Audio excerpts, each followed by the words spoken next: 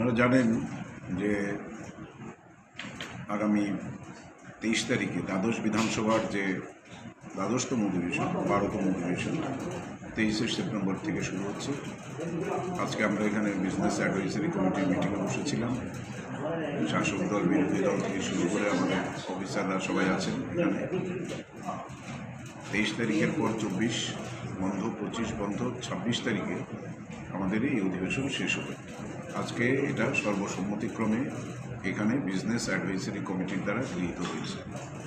আমি আশা রাখব এই বিধানসভাও জনগণের জন্য অর্থবহ হয়ে উঠবে এবং জনগণের সুখ দুঃখের যে প্রতিফলন বিধানসভার মাধ্যমে রাজ্য সরকারের কাছে যে রূপরেখা তৈরি হয় সেই অনুযায়ী সরকারও আগামী দিন সেই সমস্ত ব্যবস্থাগুলো নিতে পারবে। মোট 2 দিনের বিধানসভা হচ্ছে। গভর্নমেন্ট বিল আছে কিছু, যদি আরও আসে তাহলে আমরা আবার হয়তো বসে যদি এক্সটেনশন করতে হয় তাহলে এক্সটেনশন। এখন পর্যন্ত কটা বিল নেই? এখন আমার কাছে সঠিক হিসেব নেই। দুটো বিল আছে। আর যদি নতুন করে কোনো বিল আসে তাহলে আমরা কনসিডার করব, আবার বসবো বিএসসির মিটিংয়ে বসে আমরা যদি এক্সটেন্ড করতে হয় তাহলে এক্সটেন্ড করব। আদারওয়াইজ 26 তারিখ শেষ হয়ে যাবে।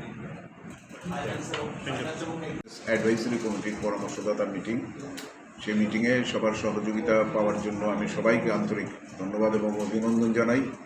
আশা করি এই 2 দিনের অধিবেশনে, এই দ্বাদশ অধিবেশনে আমাদের রাজ্যের পক্ষে আগামী দিনগুলো জনগণের সুখ সুবিধা মঙ্গলার্থে আমাদের সবাই সদর্থক ভূমিকা গ্রহণ করবে এবং আগামী 23 তারিখ থেকে শুরু হয়ে 26 তারিখ আমাদের বিধানসভার অধিবেশন শেষ হবে। যদি না নতুন কোনো সরকারি বিজনেস আবার আসে, যদি আসে তাহলে আবার আমরা বসে এক্সটেনশনের প্রয়োজন হলে আমরা এক্সটেনশন করব। সবাইকে অনেক অনেক ধন্যবাদ ও আন্তরিক শুভেচ্ছা এবং আবারও শারদ উৎসব এবং আলোর উৎসব দীপাবলির শুভেচ্ছা জানিয়ে আজকের মিটিং এখানেই শেষ হলো বলে ঘোষণা করছি। ধন্যবাদ সবাইকে।